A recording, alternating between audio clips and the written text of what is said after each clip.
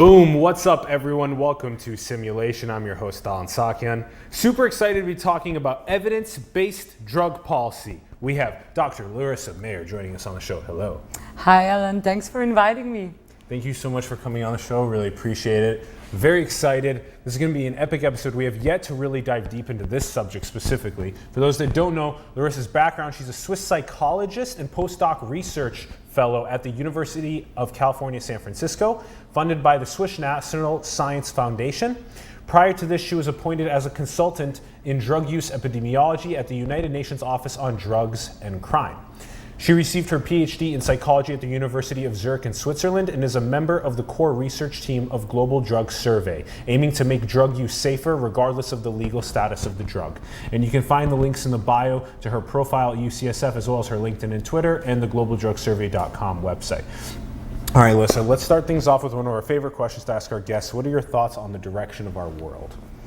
Well, as we all know, the world is changing, and what I hope for is, of course, any positive change. So I see a lot of positive changes happening, like people coming together, sitting together at a table and talking, getting into dialogue, communicating. But at the same time, there are still lots of inequalities that have to be addressed. And I strongly believe that we can do that together and that we need more science to actually also help people understand what ways are functional to actually address inequalities in a beneficial way. What ways do you think science can best address the inequalities? Well, first of all, it's to help them detect them and also help detect which system level variables actually increase such existent inequalities, and then in the next step think about like how we can best prevent this. Also, when we look at current discussions around AI and the inclusive future of AI, this becomes very important. Yep. Science can help us save the world. This is so true. Only if it gets heard. If it gets hurt? Yeah. Heard. Only if people listen. Oh, if it gets heard, yeah. Yes. Yeah, that's right. Yes, science definitely needs to be heard. Yes. Yeah, and that's so hopefully the dissemination of good media content can help as well get it better heard. Yep. Who were you growing up, and how did you get interested in psychology? Teach us about you. Well, when I was a small girl, I was always like curious about the world, and I asked my parents a lot of questions. So already then I wanted to understand the world, not just why the sky is blue, but also especially I was interested in like interhuman relationships and how people engage with each other, how people made each other happy or angry, or like all the different kinds of emotions. And very early on, I also learned how it feels like to be rejected by a group. When I was like skipping a class and was suddenly with the older ones, it was really hard to become part of that group. And moving on, I was seeing that substance use was actually community building and not destroying communities. So this helped me understand why certain people would use drugs to actually belong to a certain group that they admired. So that was like the very beginning of my like substance use research career, if you want so. But the overall interest in science and explaining things that matter to us was always there. Yeah, that the sense of belonging that's sometimes missing, especially in some of our issues with the current social fabric that we're in. It's missing that link of like the family values and the belonging and the inclusive fitness, these types of things. So sometimes the use of drugs is like frequently about belonging. Well, it depends, because again, like the majority of people who use legal or illegal drugs, they use them probably for social reasons or reasons of self-medications. So we can almost say that all the kind of drug use is related to connectedness, and if not connection to one another, then maybe connection to the universe. Yeah, okay. So substance use can be for lack of connection, interconnectedness to each other, maybe trauma that's happened earlier in life, and also the pursuit of connection to the universe. There's so much nuance here to unpack. Okay, so what was it like when you were doing the work, the PhD work at the University of Zurich in psychology? What was that time like? Yeah, for you to teach us about that.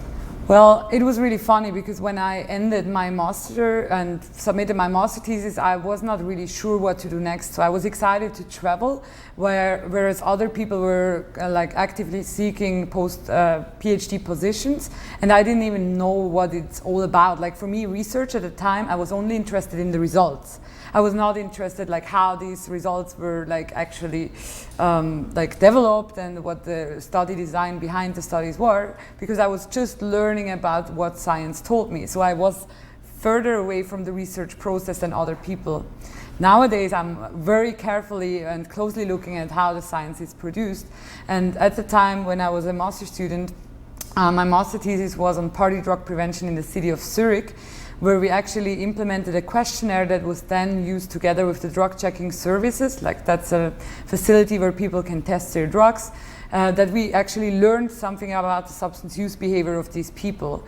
And for my PhD, it went even further. So there we looked specifically at people who were using substances not just for recreational reasons, but for reasons of enhancement, to actually enhance their academic performance or their performance at work. So that was really interesting, and at the time the first of the studies conducted in Switzerland. So we started off with student populations at the University of Zurich, ETH, and University of Basel with a 6,000 people sample, and even increased it to a 10,000 people national representative sample to look at the whole population that was actively engaged. So these numbers, they were much lower than predicted, but still like interesting numbers to look at, were my first publications and my first steps in the actual science. I can better now understand how you became who you are from all that work that you like laid a foundation of all your understanding of things. And then in 2017 consulted with the UN's Office on Drugs and Crime with Drug Use Epidemiology. So what was that like? Well, that was a really interesting position. Like if we have already the first slide. Yes, let's show the first one now, the career path in science. Let's show that one. Exactly. If we already see the career path in science, then you actually, I want to point out that it looks pretty perfect, but it went from working at the Swiss Research Institute for Public Health, actually graduating with my PhD, to being short-term unemployed. Yeah. Because that also happened, because I tried to get the scholarship to come to San Francisco, and everyone believed that I would get that, but it didn't happen. So I failed for the first time, and by being unemployed, the European Monitoring Center of Drug Use and Drug Addiction, they recommended me to apply for a consultancy at the United Nations Office on Drugs and Crime. Nice. And that consultancy was specifically looking at substance use among school students in Afghanistan and neighboring countries. So that even widened my horizon. By the time I was working with the Global Drug Survey, because I did an internship in 2014, so I had a pretty broad perspective on substance use across countries already. But of course, in Afghanistan and neighboring countries, there is not so much social media use. There is, of course, a different political system where people also don't feel as comfortable to take a survey online about drugs, even if they have access to these things. So there, the whole thing about being punished for using drugs, no matter whether by the parents or by the system, is of course higher, whereas people in the Western world feel more comfortable and actually keen to share their experiences to help other people who may struggle with drug use. Even that nugget there is critical for us in the West to realize how much more comfortable we have the privilege of vocalizing our drug use versus ones that cannot. Was the majority of work with the UN was in research for Afghanistan? Yes, exactly. We were providing technical assistance for the countries, and that was a very interesting process also to learn how they work in the field and what challenges they face with different ministries who seem to be responsible and involved in that drug survey. So that was a huge thing, because other than with the Global Drug Survey, where we basically ask what is relevant, what is important for the people who use drugs and so on, there it's really much guided by the ministries, what can be asked and what can't be asked, because they don't want to encourage drug use by asking questions. And of course there are different terminologies of different drugs and so on. And then, so then how did it move to UCSF from there? Well, while being a consultant, I actually applied for a second time at the Swiss National Science Foundation for this early career postdoc mobility grant. And in the second time, I was actually successful, and that provided me with the opportunity to actually move to San Francisco and start my postdoc in April 2018. By the time I moved, I already got involved in many different professional societies. That was also part of my career development at this stage, where I was unemployed, where I was looking for new challenges and so on. So I was really backed up by the European Society for Prevention Research, which is kind of like the small sister from the Society for Prevention Research that actually had the conference here in San Francisco last week. So you got immersed immediately into the different kind of societies out here that could help boost the career faster and connections faster and research faster. Okay. And now so it's been almost a year and a half. You're approaching a year and a half now with UCSF with doing the postdoc research. So we actually have a bunch of good slides to start unpacking with this. Let's jump into the tobacco cannabis control and impact on youth. Yeah. Okay, so U.S. cannabis laws in 2019.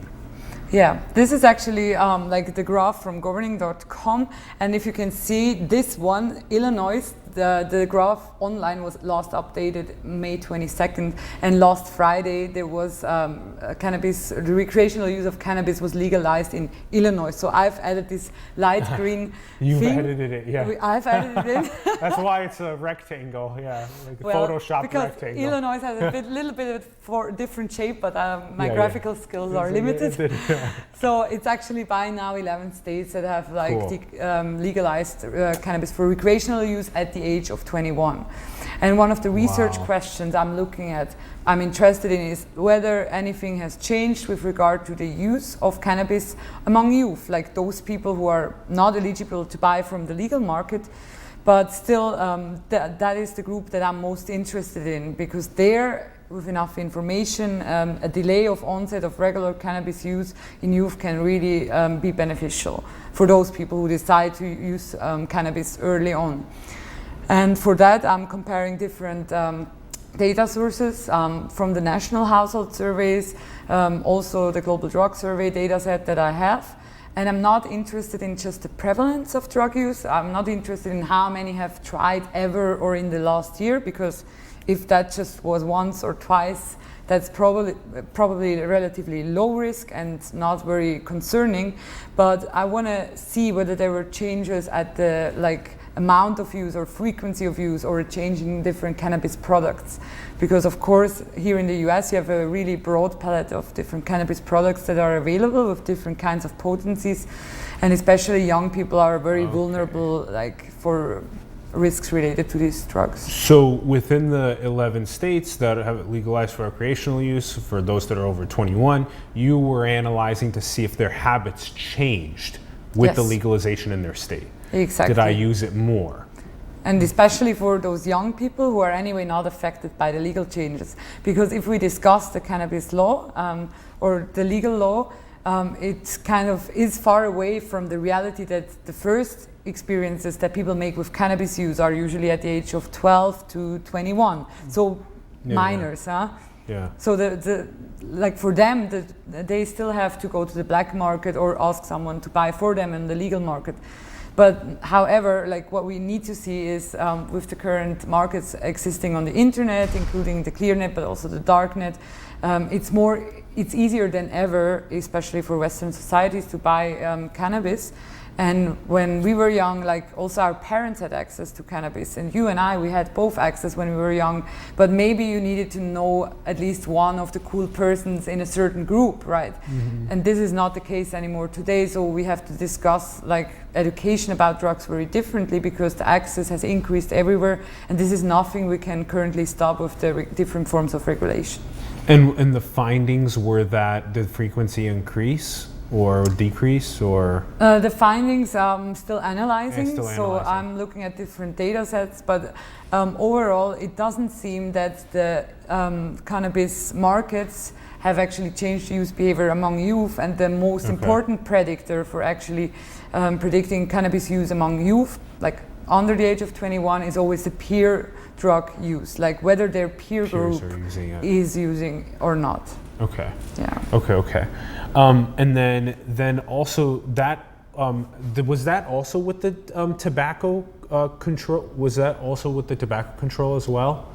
With the tobacco control, we're sitting in San Francisco, where we have among the most restrictive laws for like tobacco control, and they have huge successes in also banning cigarette use among youth, and another form of use has come up, like the e-cigarettes that we see. So that's a whole different area that we want to touch big time today, but it's also worth noting that for like adults who are using cigarettes, e-cigarettes can be a wonderful way of reducing harm, especially when they use occasionally. Like everything that is not burned is actually better, but then again, like of course it's more attractive to young people, and it's also available, although for example companies like Juul have great systems to like look whether the age is, whether people are old enough to buy these items.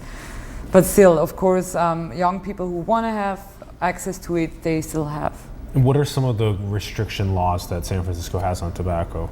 Well, one of the specific ones is that they actually ban the sales of flavored tobacco. So in the shops, you can no longer buy menthol cigarettes or like vapes, like nicotine. Containing flavors. That was one of the laws, and now they're trying.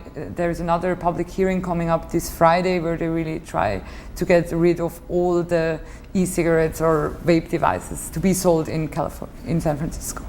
Yeah, Australia has some crazy packaging on their cigarettes that makes it, right. Yeah, like you will die smoking these, like you'll get cancer, and like it prevents more people from purchasing it.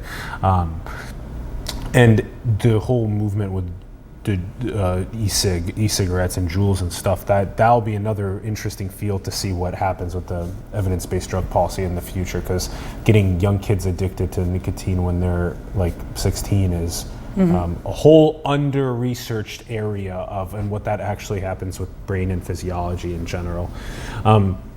Absolutely. Yeah, and so then what was it that this image here, you have a story about this that is actually really profound. Go ahead and teach us about this. Yeah, maybe to make the link between tobacco and cannabis. Yes. What is interesting, what we see in the global drug survey, is that people who use cannabis, like in Europe, or like I think Italy was the highest. Like countries, respondents that were answering to the survey really add tobacco when they smoke cannabis. Whereas here in America, usually almost no one, over 90% use just the cannabis. Like they also have like the vape devices where they can use the pure cannabis. But when people smoke cannabis in the form of a joint, at least in Europe and in many other countries, people add tobacco, which is not the case here. So that's very good for the health of people who use cannabis. But then the industry, of course, has also gotten more innovative and creative to actually think about those people who maybe not want to smoke or like combust cannabis at all, but maybe still want to get that high. And so there has been a whole new industry around edible use. And edible is the food that contains cannabis. And we also need to define, there is cannabis with THC and CBD content, and the THC is the component and other components that are actually making it psychoactive, whereas the CBD, the cannabidiol, can also be used just for relaxation purposes. And so when we look, for example, at the Swiss law or certain European laws, we see that cannabis with less than 1% THC, which is not psychoactive, is legal. So like all the CBD products can also be sold as cakes or as tea or even as like liquids, so that doesn't matter, and you can still drive a car. The WHO, the World Health Organization, has also confirmed that. But on the other hand, we see in the United States the increased potency of cannabis or THC in certain food products. And this one, the example that I'm showing here, is a recent example in Amsterdam when I was there to speak at the Club Health Conference. That was a really nice conference about nightlife and drug use and how it all interacts. and how to include the different stakeholders. And there, the conference ended on the day, May 17th, which was my 30th birthday. So all my friends from Switzerland would come over to celebrate my birthday during that weekend. And on Saturday, the following day, there was a daytime festival in Amsterdam. And so I actually joked and said, like, we're in Amsterdam, the drugs are pretty good. Like, that's another story I will come back to later, but I don't mind if you take drugs, but please don't do space cakes. Because space cakes, no matter how much cannabis or THC is in there, they're really unpredictable with their effects. So it takes a lot of time, delayed reaction time, up to 1.5 hours is here. Yeah. And it remains long. So 6 to 8 hour effects as well. Yeah. And do we know about how many milligrams of cannabis go into a space cake? Well, that depends on the factory. That's just one of the Michelin star guided that my girls found, and they were like, oh, this is of course a good brand, it looks nice, that's like a passion fruit cake, and it has a good description, and on the other side it's also clear that it's our pleasure is your pleasure, so they really care for their customers and clients. So everything you can know, including the THC content, was there, and they were also aware of what to do. But on the other hand, when they walked out, actually thinking about dosing responsibly, someone else told them, you're in Amsterdam, go hard or go home. So what they did is they went hard. 3 girls ate both of these cakes, but they made it to the festival and then also went home because it was obviously too much, and different things like high potency cannabis used orally can also lead to psychiatric symptoms, or you can have anxiety, and the only good thing is it's all in your brain. It's just happening in your brain. Like no one ever died from cannabis, but still it can be really overwhelming for someone who didn't have an experience like this before. Yeah, the pressure first, the what we're manufacturing, and then also the pressure that comes from others on go hard or go home culture, and you can ruin a person's full day of life. Like we only get so many days, 20,000 days to live, and if we accidentally waste one, we feel like, and then you have to spend the next day kind of recovering, so you can waste like 2 days of your life. Right. And that's a big deal if we're not educated enough. I've done plenty of wasteful things like this in my life, my bad behaviors, my bad decisions with these, and to educate young people to be like dose appropriately is so critical. And thank goodness nobody got hurt, but the anxiety is real as well. There's so many components to this. Yeah. So when we think about the industry, what we would want to see is also that they take more responsibility, that they maybe not send them out of the cakes, but maybe also create like a safe space and a room where people can have this experience, and maybe more something like a chill out, instead of sending them back to the city and all the tourist attractions or whatever they do that day. An hour and a half to delay to onset, and then 6 to 8 hour. Like those are also major, those are major time, And when you're in Amsterdam, the funny thing is that also, for example, truffles and mushrooms are legal, and LSD and other drugs. But the fun thing is they have a trip stopper. So they have a trip stopper? They have a trip stopper. What are psilocybins and LSD's trip stoppers? I don't know. I didn't read what's actually in there, but you can buy them also. A trip stopper and drink it or something, or eat it? Yes, exactly. It's sold like a package. Could be like any new psychoactive substance from the internet, but it's sold as a trip stopper, and I haven't heard of that before either. But it obviously helps you to calm down earlier. And I didn't know, I wasn't aware of that existing before. Let's try and not make the boo-boos the mistake in the first place to need a trip stopper to, Exactly, it's not valid for cannabis. Not valid for cannabis as well, Wow, okay. And then, let's, on the next slide, Ronnie. So teach us about the THC CBD content in edibles. Well, that was a very well-informed sample who actually took part in the Global Drug Survey 2019 data we collected in November, December 2018, so very recently. And this is something we haven't published in the key findings, but the key findings are online. And here we looked at people from 16 countries, like a sample of 6,000 people who have used edibles and like these edibles, so they eat cannabis as part of their cannabis use structure. They also have other forms of cannabis use, most of them. But here we see that about like only 16% are aware of both the CBD and the THC content, so something you want to know. And most of the sample came actually from the United States and from Germany, because we had pretty big interest in the United States and a pretty big sample in Germany. And we've seen an age difference. So we've seen that people who are 25 years and older were more likely to be good informed compared to the minors. And that is also due to those who can access a legal market, of course, are those who are a bit older compared to the younger. But the younger ones also do it. So again, those who don't have access to legal markets, like in Amsterdam or here in the United States, in several states, they actually bake it and make it themselves at home. So the very old-fashioned way, and that's the most prevalent way of sourcing cannabis edibles still. So when you make it on your own, you may be able to know the strength of your the cannabis that you buy, but you never know how that turns out and how it's distributed in the things you bake.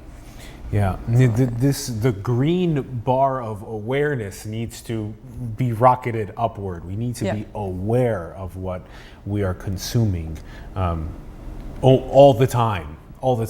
Exactly. In food, in drug use, in all different aspects of our lives, even the algorithms that control our technology, just to be aware of that they do it. Yeah, and on alcohol bottles you actually have like the indication on how much the alcohol percent is, but on all the cannabis and other drugs that are sold via the illegal market, you have actually no idea.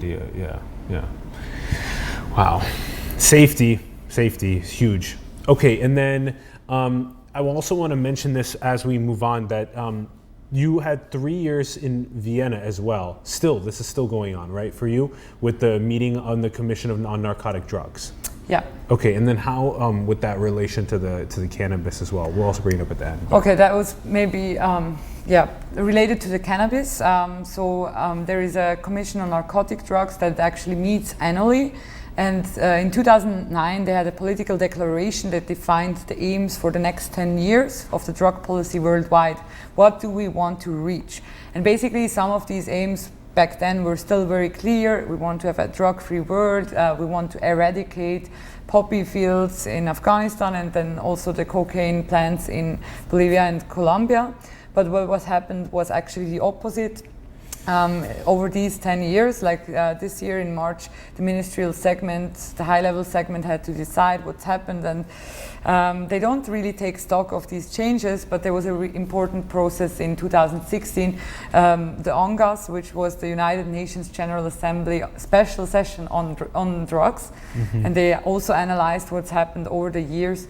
And nothing has actually changed, nothing has decreased. In some countries we have better numbers now, where we can better locate who is using drugs and how many people, but the demand has not decreased in none of the countries. And importantly for cannabis, like the UN conventions actually say this is a Schedule A drug, so it's illegal and there is no medical purpose. And this is of course changing now with the whole science around the medical value of some forms of cannabis and some contaminants, some constitutions of cannabis that have a medical benefit, but that was again not really discussed. And then while United States has several states that have legalized cannabis, this is nothing that the US talks about at this meeting, because the US still follows that idea we want to have like a drug-free world, and they don't bring up like intentionally their own experiences with these legal markets, so they abstain from that. And what was happening in Canada was that Canada has legalized cannabis federally. So that was a decision made by the government, and that was discussed at this meeting too, because that actually moves beyond the conventions, and they were also discussing about exclusion of Canada, what didn't happen. But it will be very exciting to focus on that meeting and the whole international range when it comes, like cannabis is now the first drug we discussed, but maybe other drugs may follow. Like countries may look for ways how to regulate the drugs to actually reduce the harm and increase public health. And so that is something we really have to focus on. Yeah, it's a public health issue. Exactly. Yeah. So there's a 10-year that we're trying to kind of like use this as kind of like a sustainable goal for our future, and we need better data on measuring. We need better practices on treating it like a public health. This is kind of what also leads us into the global drug survey stuff. So this is you started in 2000, I think 12 was only like 12,000 people or something. Exactly. Yeah. And it's crazy because now 7 years later, or six years later, because it ended last year, that there were 120,000 people. So an order of magnitude increase in including myself. I loved your survey. I thought your survey was very friendly. It was very promoting me to be honest, and I felt very comfortable submitting answers to you because I want to figure out. I want to be I want to be helpful. Yeah. And I think that's what a lot of people thought when they were doing this. So teach us about global drug survey and what has been going on the last couple of years with this. Yeah. So to make the link from the United Nations back to global drug survey, it's very interesting because like the United Nations Office on Drugs and Crimes, UNODC, they publish upcoming on June 26th the World Drug Report. Like each year, they publish a World Drug Report where they take together all the data from the countries that is available to look at drug markets and so on. And they also talk about the seizure data. That is data on how much of the drugs were seized. And depending on the political goals of the countries, these data change. And if they focus more or have a higher budget on law enforcement, of course, the numbers go up. And that can be seen as a success for many countries. But it doesn't tell you anything about how the people in your country use the drugs. And what it does when you actually seize a lot of drugs can also be dysfunctional for the communities, because if you like seize a lot of drugs, then maybe the drug becomes more expensive because it's more risky for the dealer to provide the drugs to the people who are maybe addicted to the drugs and need the drugs. So these are all thoughts that need to be thought in addition to just looking at the numbers. And then the countries and the national household surveys, they mainly look at how many people have used a certain kind of drug in the last year, ever, or like in the last 30 days. And these are good indicators to look who is using in your country. And what we see with cannabis is that, of course, these prevalence rates are kind of increasing because the more people hear about it, the more likely they are to try. And the more legal and accepted it becomes, the less stigmatized, the more likely they are to report in a national household survey. So we in the Global Drug Survey, we are not really interested in these numbers, in how many people use drugs, but we want to know how, because we want to make an assumption about the risk that is related to use. And if I'm talking about risk related to drug use, many studies, just like I said, they just take the 12-month prevalence, and that's really not sufficient, because what you want to know is the amount of use, like how much of the drug do they use. You want to know the frequency of use. How often do these people use? You also want to know polydrug use, like whether they use other substances concurrently or in combination with these drugs. And you want to know something about the motives for use, because some people may actually benefit from certain kinds of drugs and use them as a self-medication for whatever reason. So there are many components you want to understand to actually be able to say whether a person is using a drug very risky or not. You have to form a survey that builds an emotional connection with the person that's submitting it to feel like in their country, of course, and their social fabric has to make it easy. Like you gave our example in Afghanistan, people were less likely to submit. Yeah. But that my dosage, my frequency of use, my motives for use, all these things are. These are very hard to get people to want to talk about, but they're so important once you collect this data to gain insight about the country and about the motives, the behaviors. Also, that question that you reminded me of the question, which was that would you pay additional money if the drugs were sourced to you in a non-violent way, in a way that didn't harm other people in the acquisition of the drugs, and people were saying yes, like 25%. They would pay 25% more for the acquisition of the drugs, which is great to hear as well, because people are they're more aware of the processes because people can get harmed along the way. I think that's a very important point, and that also turns back to how we actually create new questions or new models, because last year Mexico and Colombia really approached us and said that there are big issues with violence related to drug trafficking. So they wanted to do something like on the political level, and we were just thinking about like, let's ask our people who actually use this cocaine, would they be ready to pay more if they would know that this is like produced fair trade? And it's a very interesting survey, because what you see on this slide is just the core research team, Adam Winstock, who's a psychiatrist in the UK, who's funding the survey. So it's not funded by like a national organization like the National Institute of Health, for example, because it's really funded by one person, and that's why we are also able to ask the questions we want to, like each year new questions. And the other two, my collaborators, Jason and Monica in Australia, me in Switzerland, or now in the United States, we work together with a bunch of harm reduction organizations, researchers in the field, and people at the ground to actually figure out what are the new trends and topics where we don't have data at, where we don't have like a validated questionnaire like for depression or anything, where we can go through and screen and say, oh, this is the case. So we are really happy to bring up new topics, and you see the pizza picture, and there last year for the first time we asked the people how long it takes to get pizza delivered, and among those people who are also ordered cocaine to be delivered to their house or to a point, we asked them how long this takes if it was delivered within a day. And we were seeing that in cities like Zurich or like Amsterdam and so on, where a lot of the like drug dealing is also connected to social media use or WhatsApp and so on, communications via social media. Yeah. There we were seeing that the cocaine was delivered faster than pizza. Where's this?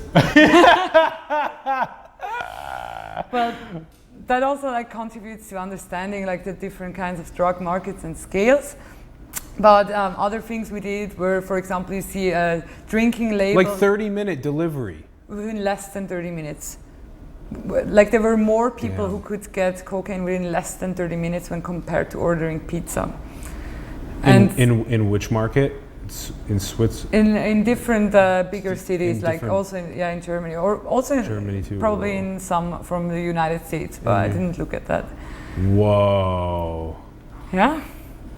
And these are, of course, questions we come up with that are not very ordinary. Yeah, exactly. These are those questions that, that if you can come up, it's cool that your team can form a question that gives you such a unique insight into the global drugs scene that you wouldn't have been able to access if you didn't form this unique question that got them to, So your question design is actually a really crucial component of this. Yes. So are you guys already thinking about the questions? Because to teach people, you take surveys in November and December. Yes. And then you end the survey period so you can analyze the data for the several month period, like couple 5-6 months, and then you release the findings. The key findings. The key findings. Yes, as a publication which is online on globaldrugsurvey.com. That's globaldrugsurvey.com. You can find that link in the bio. Yeah. Globaldrugsurvey.com. We released these key findings like 3 weeks ago when I was in Amsterdam for the Club Health Conference. And we got a pretty big media attention again across the countries because they're keen to report on it.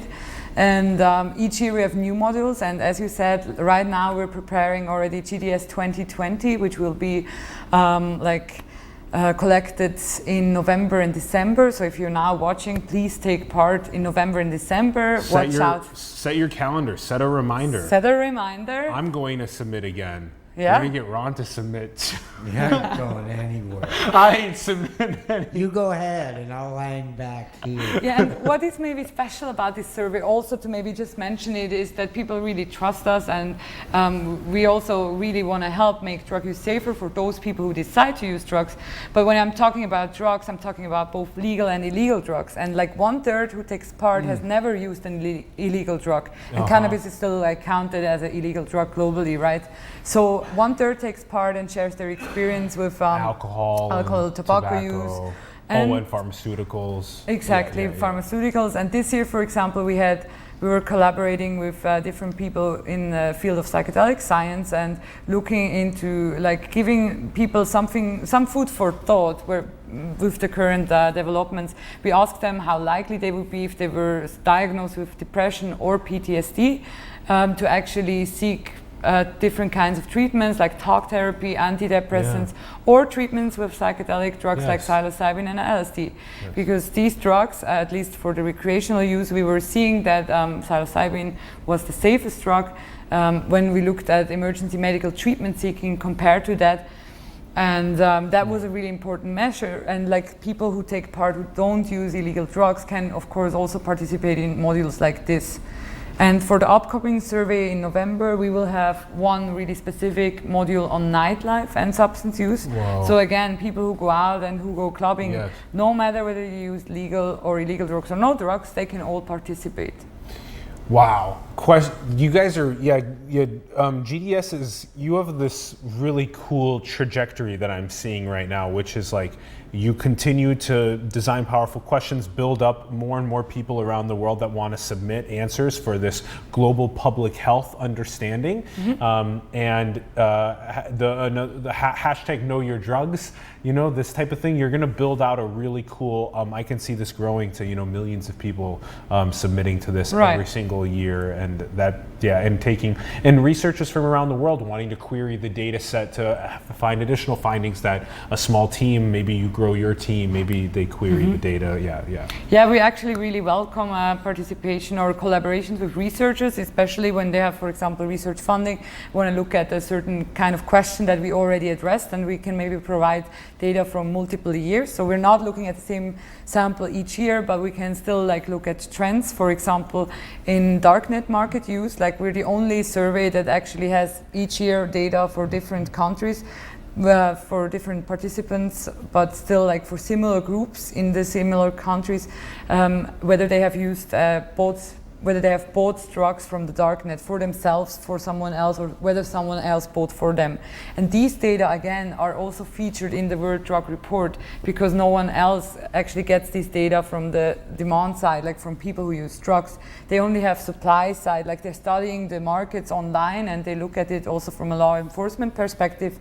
But the actual data, who is buying and whether these markets are growing as a response to prohibition or other things, is just visible from the data we have.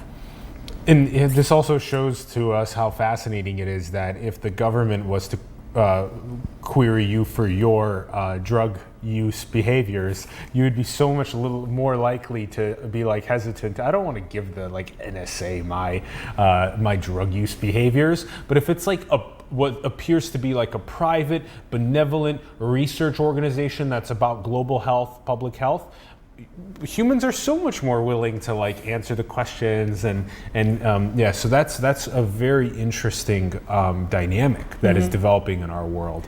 Well, in an ideal world, if you would be my employer, we would have a normal discussion about my and your drug, maybe just my drug use at the point of employment, because what you could do by having more honest and transparent conversations about drugs is actually seeing if someone's use is changing over time, and then ask specifically why this is changing, and then be early for early detection, and most importantly early intervention when problematic substance use occurs. And with that you could get rid of lots of problems.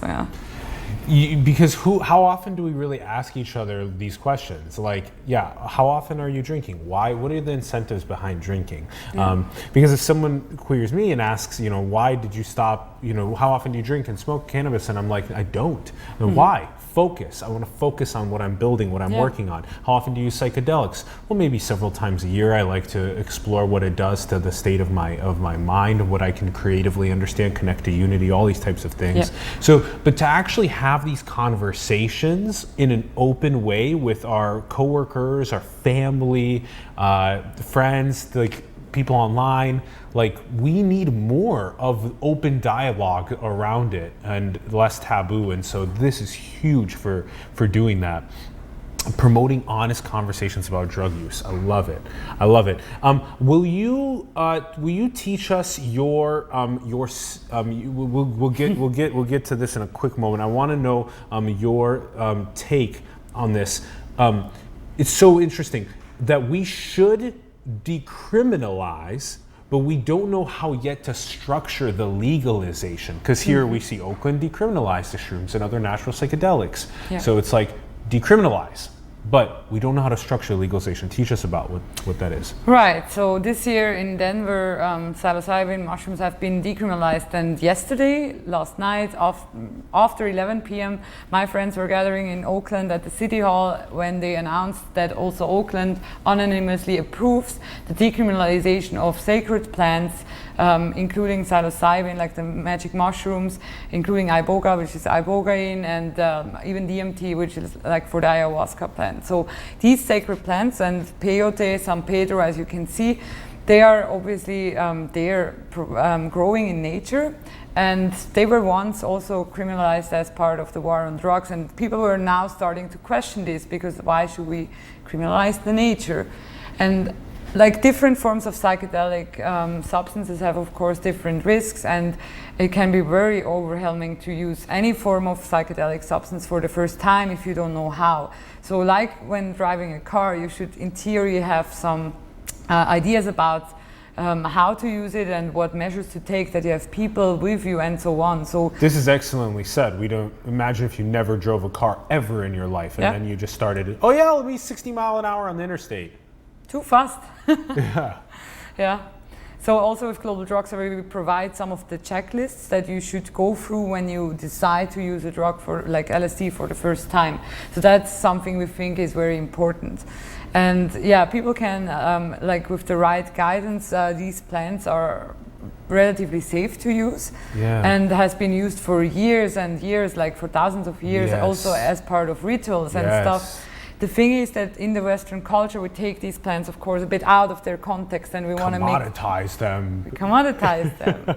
And of course, like with every other drug, we would like to see decommodification, that it's more about like gifting, and like if you think about Burning Man and the 10 principles, that brings it actually very well together, where it's really about the community and about like looking at these plants and seeing who's benefiting from these plants, in what kind of doses they have to be used or should be used, and what it means. And again, it's not legalized, and it still can be criminalized, like obviously under the federal law, but it was just made the lowest like interest for the police to prosecute. So they have more important things to do. Yeah.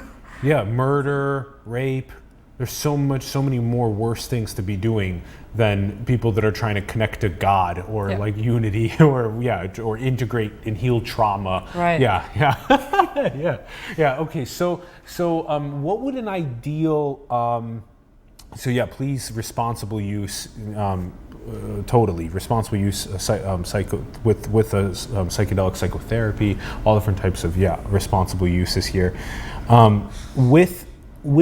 Give us an idea of what it would look like for a potential ideal legalization structure. Have you and your colleagues talked about what that could look like? Well, I mean, for all of these plants, and other than cannabis, there are currently no models available that have been tested or piloted or anything. So it's really difficult to think about like the legal context. Importantly, from the perspective of the person who decides to use the drug, what is important is that people who are looking into more kind of self-medication things, especially with psychedelic plants, it's important that the experience is guided, that you have like integration prior and also after using the substance therapeutically. So at the moment we have of course a lot of studies and great work by MAPS, like the Multidisciplinary Association for Psychedelic Science, that has been shown not only in the US but also in other countries that it's possible that people benefit from it, and that symptoms that are otherwise can't be treated with medical interventions can be addressed with these things, and it's really successful, but of course not for everyone, and that's important to know. Like even with positive findings there, we still need to see who is actually benefiting from it and who's not. And the same is true for the recreational market. Like the good thing about psychedelic drugs is that they are not really like addictive looking at the physical level compared to drugs like heroin or methamphetamine or whatever, but still they can of course, if you use it as a tool to either like increase your well-being or your performance, like a topic we discuss next. It can be also creating like a kind of psychological dependence, that you only think you're able to thrive only with these products. And of course our human body is very good as it is, if it gets enough sleep, good nutrition, enough of sports, and maybe also enough of social interaction.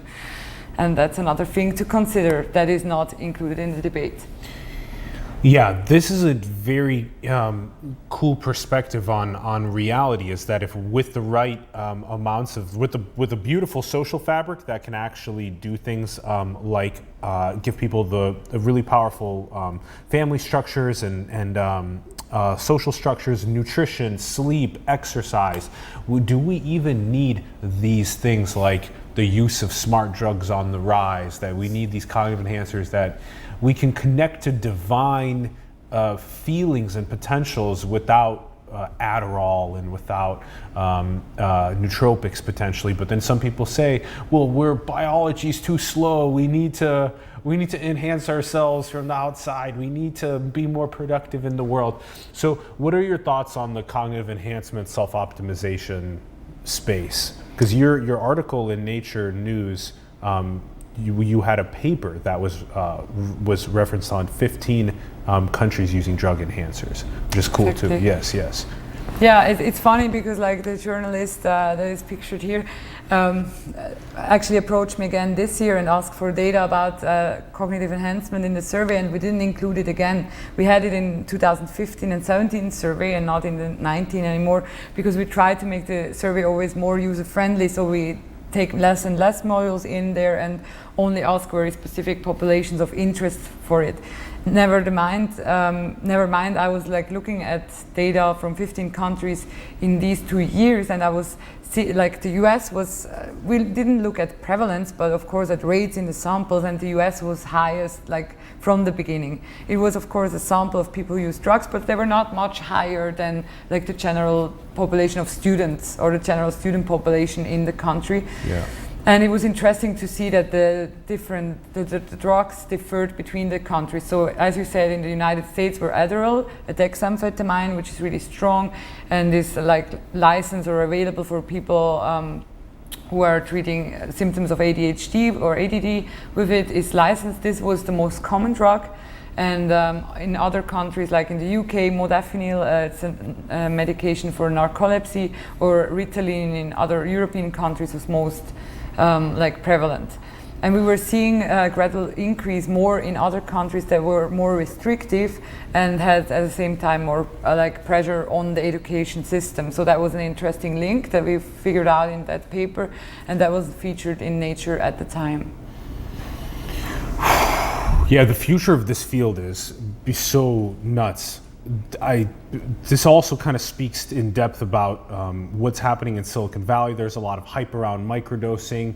I want maybe speak on that, and also how the research shows that psilocybin is actually the safest drug. Right.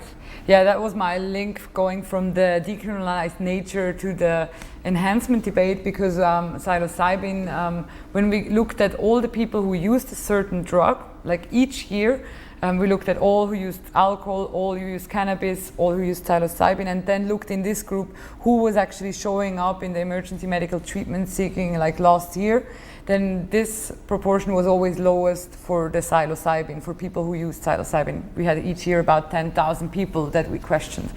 And so that was really profound and new to us, but like that's a trend that comes again every year. And among those with the highest like emergencies, we see of course heroin or synthetic cannabinoids and like things that are more difficult to dose, and also drugs that are more and more contaminated with other substances. So that's another topic we may come back later. But when looking at the enhancement debate and also microdosing, we have data in the Global Drug Survey as well. We see first studies coming up looking at whether people benefit or not, but it's difficult again to make these studies as long as the drugs are illegal under federal law. So it's immensely costly to get the drugs, and you cannot just buy them on the streets and see whether they are good. So you produce them in a laboratory, but only like some kinds of laboratories are certified to actually produce it for research purposes. And we have a bunch of research looking at the effects of like psilocybin and LSD in healthy people, also coming from Switzerland, from my colleagues Preller Lichti and at the University of Basel and Zurich. So they're doing a good amount of work there. But for microdosing, we really know very little. And we hear it as a trend, and it's kind of trendy for media. They want to hear more about that too. But the only thing I can say, what we've seen in the global drug survey among the people who have used the drugs and who have tried microdosing, many of them had only tried 1 or 2 times or a few times, and not so many of them would report microdosing on a regular basis. And so it's still, yeah, again, like with every other drug, it's dependent on the amount. Like you really just would need 1 in 10 of like the drug, and I never actually tried it myself, so I can't even give you like the personal experience story to that. But I think that of course there are people who may have difficulties with focusing who can benefit from it, but overall, again, like other factors in your lifestyle behavior are probably more important and significant in predicting your performance. And then there's what is the next asset we have is an image from what we like. This is like when you enter into a festival. Yes. What is it called when you get it's checked? What is that check-in process? Drug checking. Drug check-in? Yes. Okay, a drug check-in. Okay, New topic. Yeah, what's happening with drug check-ins at like music festivals, at Burning Man's, at all these different, what are drug check-ins, and also what's going on with, and we'll get to the next asset, which kind of shows kind of what the progress has been with different countries in drug check-ins. Okay. Right, so also when we think about nightlife festivals, people who microdose in Silicon Valley or wherever, people who take part in a global drug survey, we always talk about a really privileged population, and usually people with a university degree, or they're more likely to be represented and seek these services or take part in a survey, and the other people are maybe don't even care for like what's in the drug or don't have access to anything. And so as long as drugs are illegal, one of the main health risks is related to not knowing what is in the drug, that there can be potentially like health harming components in the drugs, and also that there can be like a high dose of a certain drug, more than you actually want to take. Like when you drink alcohol, on the label again, you know exactly how strong the alcohol is, so you know that a beer has is less strong than maybe a certain kind of wine, and maybe less strong than spirits, and you can make more informed decisions on how much you want to drink. We also sometimes ask the people in the survey how much they need to get tipsy or to feel an effect, to get as drunk as they want to be, or to get more drunk as they want to be. So people can relate that based on standard drinks really clearly. This is not the case with drugs. Yeah. And nevertheless, many countries or also community organizations have realized that early on in the 90s, when there was a techno boom in Germany and in Europe, and also here, like different kinds of new communities existed, and then it suddenly became important to know what's in the drug to actually make it less harmful for those people who decide to use drugs. And the Netherlands were actually the first to start with the DIMS, like a drug information monitoring system run by the government, basically, or directed by the government. And there the idea was also mainly to monitor drug markets. So it was not just to help people use drugs more safely, but to know a bit more about what's in the drugs. And Spain and other countries followed, and also the United States was in 1997 very early on with DanceSafe, an organization that still exists. And the picture before was from Lightning in a Bottle, so they are present at this festival and also at Burning Man or other festivals. But they provide like the drug tests, color tests. Is it dancesafe.org? Org, I think. Yeah. Shout out, because they're doing the safe testing. Well, safe testing is probably the wrong thing, because no drug use is ever safe.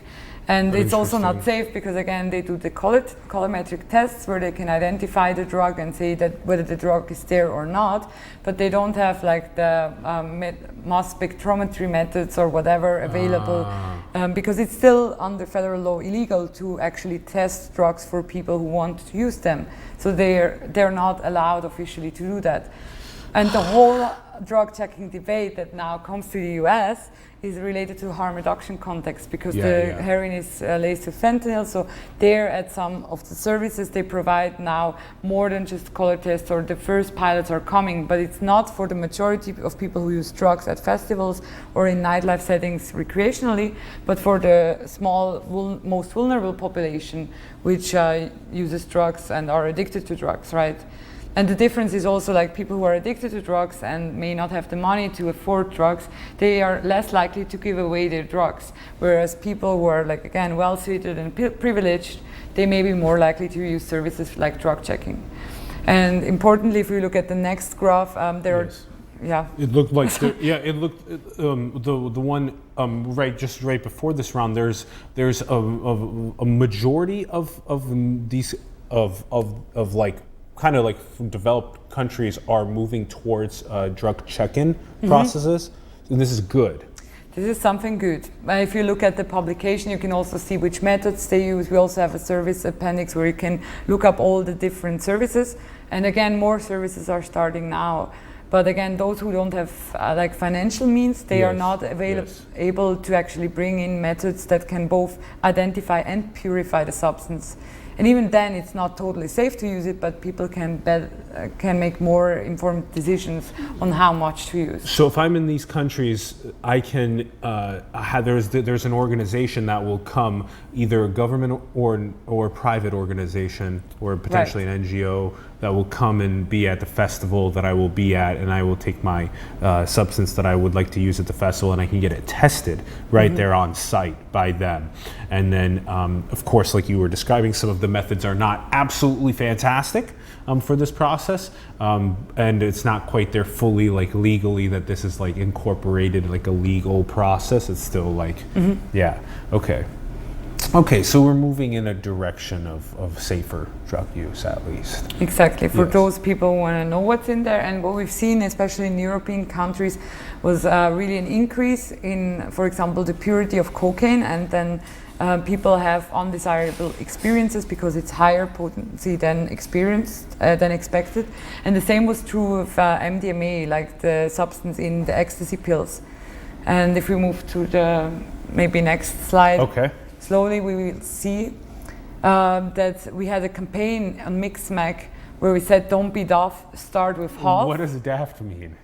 Don't be stupid, just don't take the whole ecstasy pill. I love this, don't be take daft. The half. Don't be daft. Where does that word come from? Daft Punk? Oh, Daft Punk? No, that's like a slang, but it's more UK language, I would say. Don't be daft. Do you know who Daft Punk is? Of course. So you're asking the wrong age group for that. Yeah, you would have to ask the like 10-year-olds if they know who Daft Punk is. All right. Yeah, that would be okay. Yeah. So or you? How do you know who Daft Punk is? You're old. Don't worry about me. Don't worry about me. Yeah. So the pill was splitted, but nowadays in Europe you would even add another split to take just a quarter, because we will see one of the pictures later. Oh, cool. Oh, yeah, go down even a quarter. Go down, even start with a quarter. And we also ask in the Global Drug Survey, of course, whether people start with a test dose when they use a new pill from a new batch, because they can never be sure what's in there. That's huge too, yeah. That's huge too. Yeah. And so in America, still, like, the MDMA is not as pure and the pills are not always as strong, so there are huge discrepancy and differences between the pills. So here it would be even more important to know for people who use recreationally. But again, because the drugs are illegal, these services are still not provided, because they don't think that this would be something to be supported. But again, also people in America, they use the drugs anyway, even if they don't know what's in there. And this is also such a critical thing to get good at, is understanding that whether it's cannabis or MDMA or whatever, psilocybin, LSD, whatever it is, that starting with like a super small dose and being patient is so critical. And then what we can do from that, is we can actually learn that, because there's like a little like cannabis Tic Tac that you can take now that's only like 2 milligrams of cannabis. And you can take that and it can be like super non-psychoactive whatsoever. And it's just like tiny little body like good feel. And like so there's all of these different dosages that are potential, and it's so much still to explore, but sometimes you're just given this massive Kurova bar that is like 1,000 milligrams or 500 milligrams. You're just like, oh, and you eat it, and then it's like you're blasted, and it's like, yeah. So chill out, take smaller, start with half, start with a quarter. Yep. Yeah. This is a very good like slogan for safety. Yeah. Right. Yes, it's an excellent one. And then what about the next one? Interpret trends, inform about safer use, and inspire change. Yeah, that was more like a summary of this section. It's a bit too big for the screen. Ron will bring it in. Zoom in, exactly. Yep. So that was more like a summary of what we just like talked about, that it's really like what is important to understand is really to interpret the trends, like from a science perspective. That's what we want to do. We should not care so much about how many people do it. That's important for like some government numbers and to scale to see how big your use is in the country, but it doesn't tell you anything about the problematic use. And again, when looking at drug markets, it's really interesting to see where people actually source the drugs from. Also, when you have a legal market, to see whether they actually buy from the legal market or whether there are barriers to buy from the legal markets, such as high taxes, for example, that exclude certain populations that maybe are in need of good information as well. And again, like the information, share it like with everyone we can find, and then maybe inspire change, like by projects like Global Drug Survey and other discussions we have. By the discussion today, we may be able to inspire change, behavior change for some people, but we usually don't see that change happening from just prohibiting substances and just saying that drugs are bad. And there's a lot more with like just in general understanding which factors drive problematic use.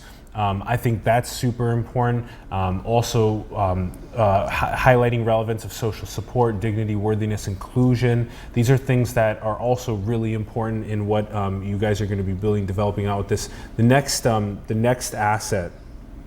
This actually kind of speaks to some of the social support. Mm-hmm. So teach us about this. Yeah, that's like a brainstorming slide. It's about, as I said, inspiring people, and that we can do by connecting people. And on the upper side, you see the high-dose ecstasy pill. That was a pill that was tested last month in Switzerland. Like the different projects in different countries also have different rules on whether they put it online or not, but all the findings in Switzerland who are higher than what we expect. So a dose of 120 milligrams per pill would be like the dose that can be recommended, or that is the highest dose we would recommend, and everything above is going to be like yellow or above, like this is 246. This is 246, and 120 would be the recommended dose for like a double the recommended dose. Yes, exactly. That's why that's happening exactly. And I found it funny to use this for connecting people, because you see Donald Trump on the pill. So the pill is actually in Europe, but with the logo from Donald Trump. So there is a connection between us, between Europe and the United States. And these informations are of course important for people if they want to make a more informed decision. They would not, like with a full pill, especially for people who use the drug for the first time, it's way too much. And again, they use the drug anyway.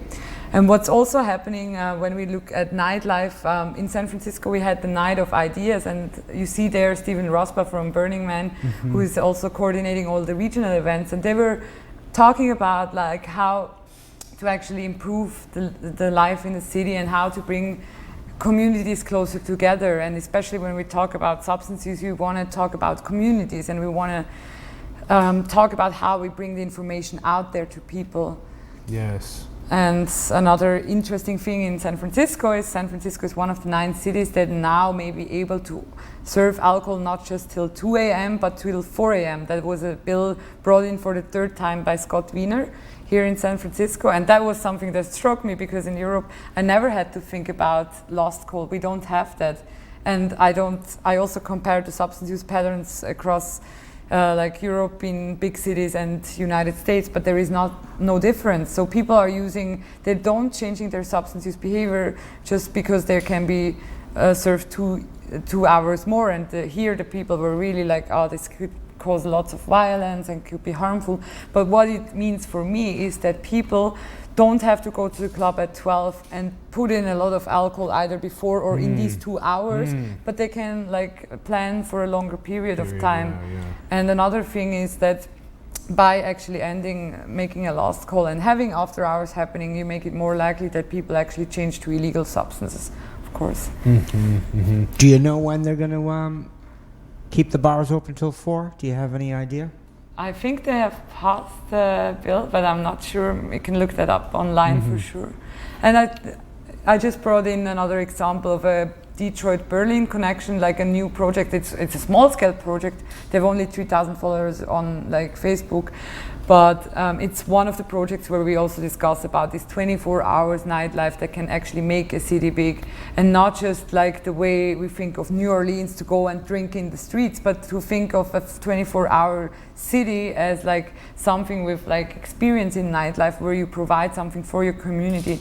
By increasing the quality of what you provide, you also decrease the risk of people just going there to get wasted, because you actually provide something with content. And just heat to Europe, we have NewNet, which is enjoying a safer nightlife. So that's a community across different countries working together to actually make that happen. I love the phrase about the content as well, that if the content's there, it's not just about, oh, there's nothing else to do, let's go drink, but rather it's like there's fun things to do. There's maybe art, there's maybe music, there's maybe science, there's maybe cool history, things to explore and learn while you do engage with maybe some substances and social friends and all this type of stuff.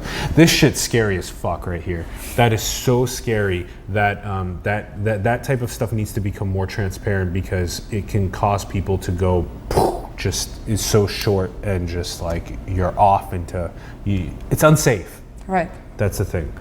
Okay, and then on science communication, you were just giving us the example of, which is the next slide, Ronnie, that like you were giving us the example, like there's more and more times that you are now visiting with Sacramento, trying to push for smart legislature that helps us with safety and evidence-based drug policy. So teach us about what's happening in the space, and also like science, we talked about at the very beginning, science is such an important thing to put forth and not like necessarily politicize immediately, but keep more like a foundation of objective truth and then move forward and figure out the policy. Yeah, teach us about how you perceive that. Yeah, so I never was so much interested in like politics when I grew up. Like I never joined the party or anything. I worked with the United Nations Office on Drugs and Crime and got into a little bit of the political context that we also may discuss on the next slide again. But when coming to the United States, I really realized that there are a lot of NGOs that are advocating for certain policies, either for or against cannabis, very clearly. So there is the industry, but there are also interest groups. And the same is true like for many of the things. And what we never actually learned was how to communicate science to policymakers. And it's also oftentimes not really heard, because the ideology and the people who vote for you actually direct what you're gonna vote in the assembly or in the Senate or wherever you are elected to. But at the same time, everyone wants to hear more about science, and when we look at drug policy issues, it becomes more and more evident that we also should really look back and see what have maybe not just the US but other countries done, what is the experience, what has worked, what has not worked, and what were the indicators of failure, because not every project needs actually to do the same mistakes again. So yeah. Easier said than done. And now it's become even more of a wisdom race with AI and synthetic biology, neurotechnology, all these pressing fields that the oops is not okay anymore. So science needs to really get into policy. Right. Yeah. And like, let's say until the last few years, there was absolutely no incentive for a researcher other than publishing in a scientific journal to actually make an effort to also talk about the research elsewhere. I mean, of course, it can help your reputation, but it's nothing that is incentivized at all in the scientific community. And that starts to change now as well. So slowly, And by joining the UCSF Science Policy Group last year, I could really see how we can make these connections also not just with the community that is affected by the policies, but actually to the policymakers themselves. And I think it's not on us, the researchers, to actually make those voices heard. There must be other channels as well. But for the most part, people can speak up in the city hall at a public hearing. But other than that, they are not really, like their perspective is really not seen. So it's again just about political context and less about the people. And yeah, when I started to volunteer with the project Homeless Connect, I had the opportunity to meet Gavin Newsom. That was last year. He's now the governor and like a really influential person.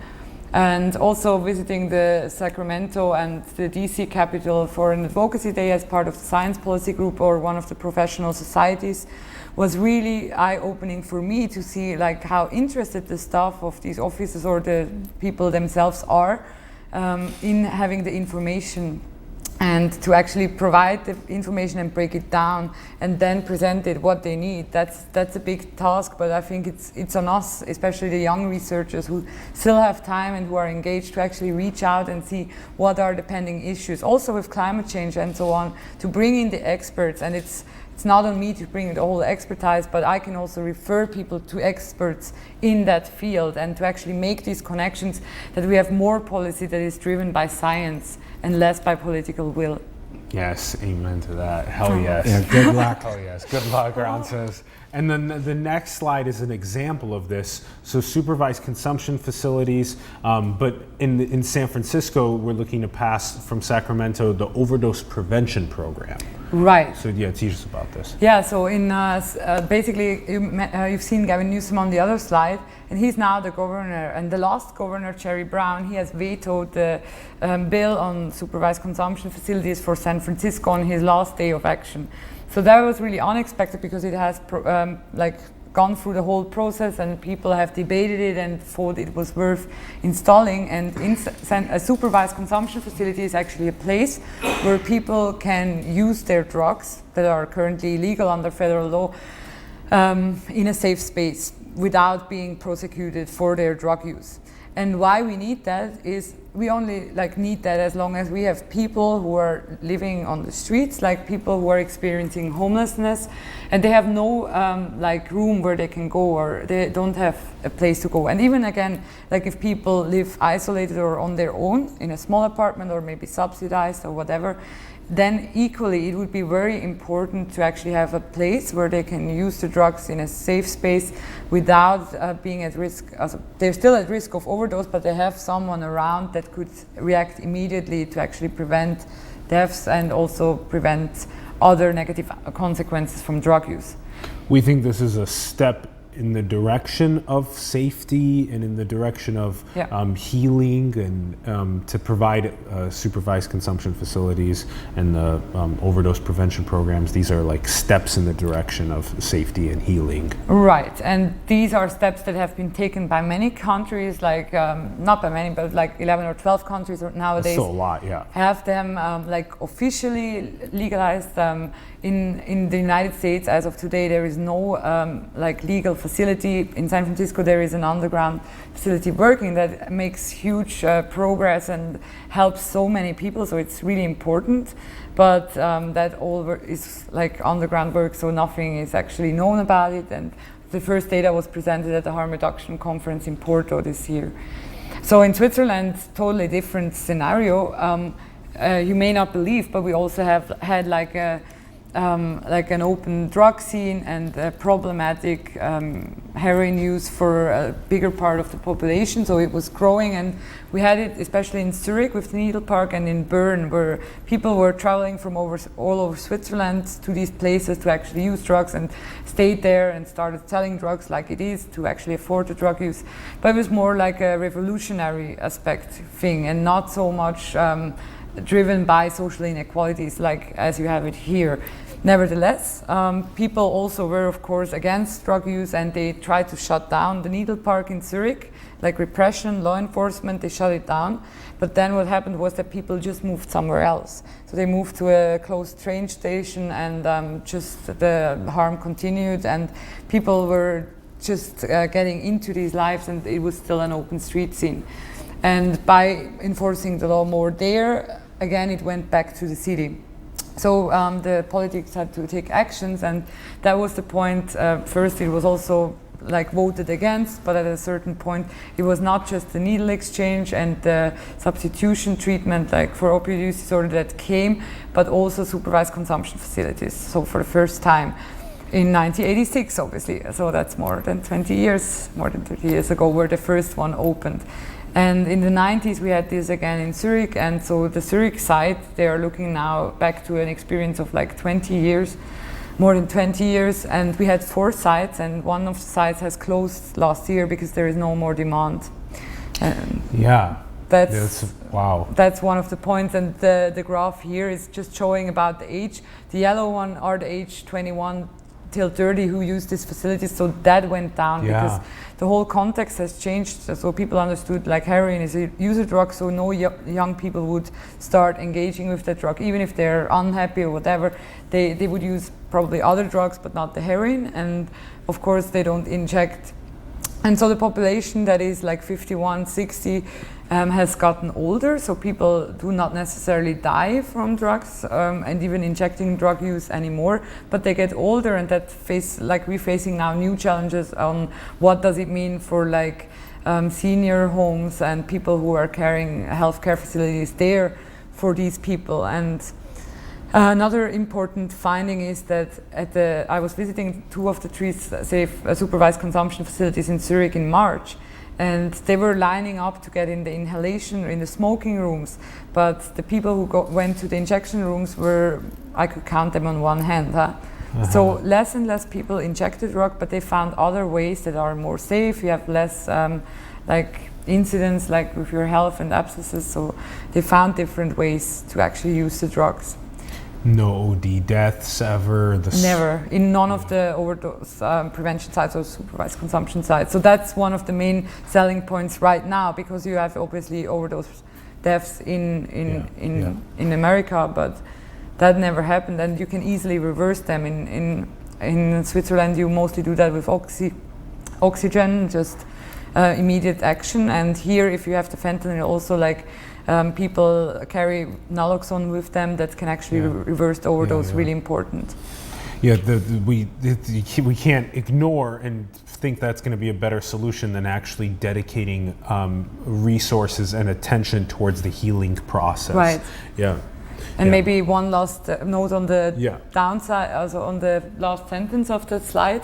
There was one paper that is really important that has analyzed the whole harm reduction system in Switzerland, looking at the HIV and Hep C outcomes. Mm-hmm. And they were actually looking if the harm reduction stuff would have been implemented 2 years earlier, could have prevented more than 3,000 HIV new infections and more than 1,500 AIDS deaths just 2 years earlier. Yeah. And that's like the whole umbrella of harm reduction offers, including supervised consumption facilities.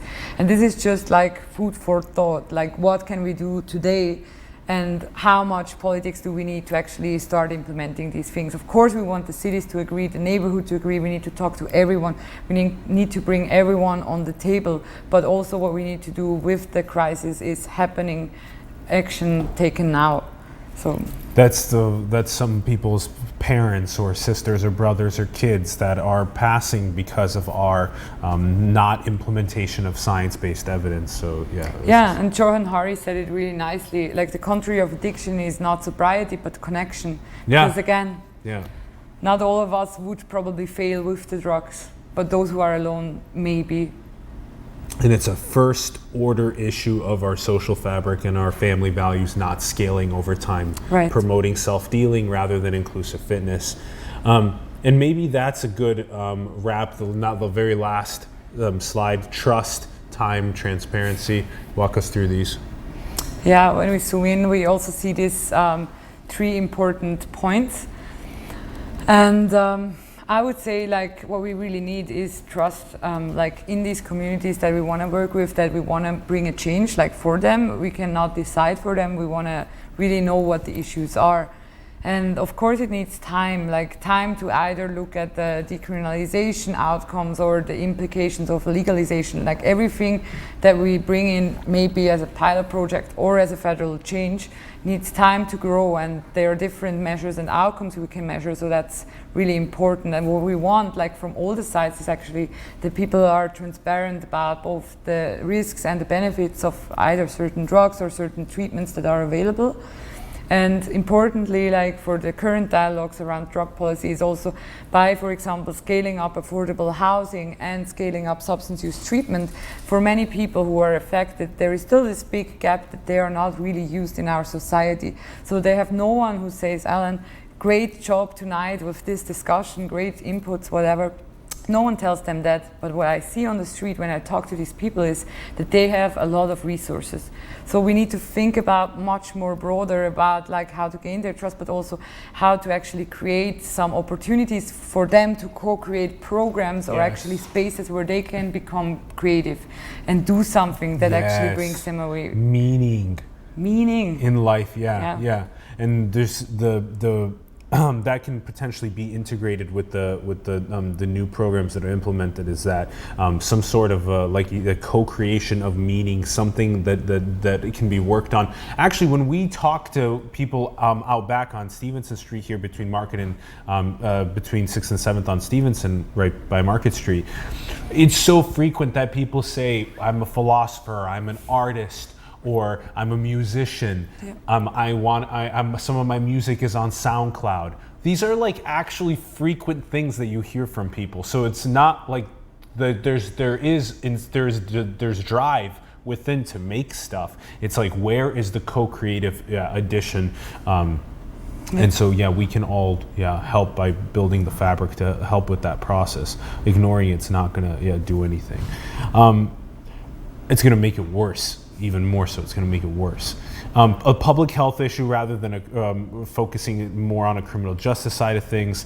And just like you gave me examples before the show started about how people are like in the Philippines, there's like a death penalty for drug use. Yeah.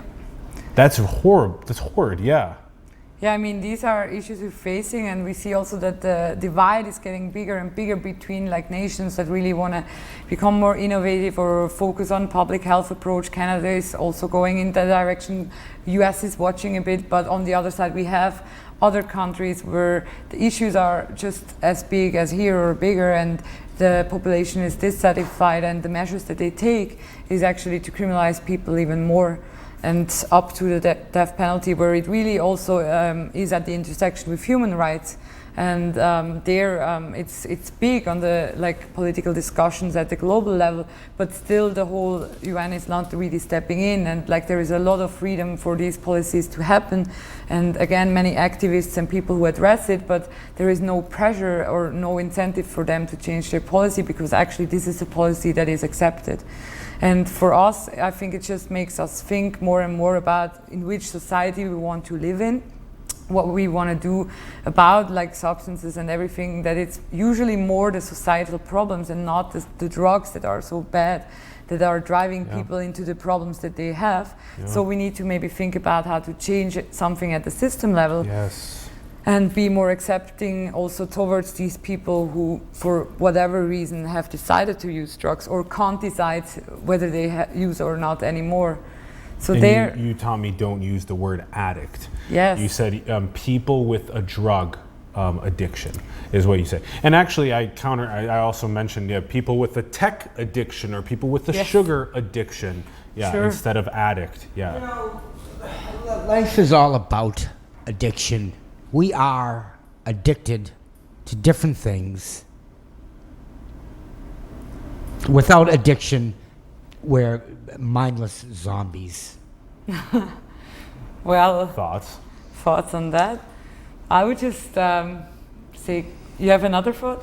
No. We're gonna wrap. Yeah. That's I think dose is what makes the poison, and I believe strongly in the fact that there is kind of responsible drug use, like no matter whether legal, illegal drugs, tech, or whatever addiction it is, when it is addiction, it is actually pathological. It means that you can't control it anymore. And the human brain is actually made to control things, like our frontal cortex, like all the executive functioning. We are here to actually, if it's not a simulation, we are here to actually make things work and to control things, to take control over our lives. And we may be able to give up control for certain experiences very purposefully, but we don't want to give up the control and all the health otherwise. So there it's about how we create like a society and also a system that is actually protective of these human values and treats every person with dignity and respect. Yes, yes. And this leads us to the last two questions. Do you think we're in a simulation? Good question. I hope not, because I mean, otherwise everything that we just went through and everything that I was working through over the past years would be something that someone made me think of and maybe a solution to a problem. But if it's a solution to the problem, which would mean that other people who are part of the simulation are going to be happier and healthier, then I'm fine with that solution, as long as the science and the evidence wins. And then the last question is, what do you think is the most beautiful thing in the world? The most beautiful thing in the world.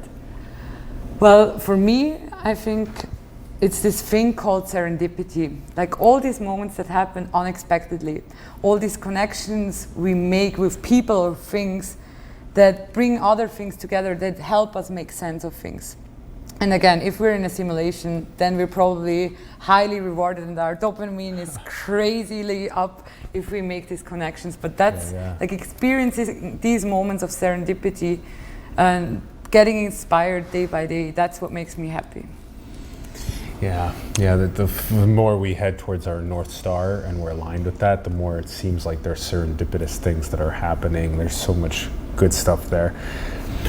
Larissa, it's been such a fantastic show. I feel super enlightened. Thank you for coming on and teaching us evidence-based drug policy.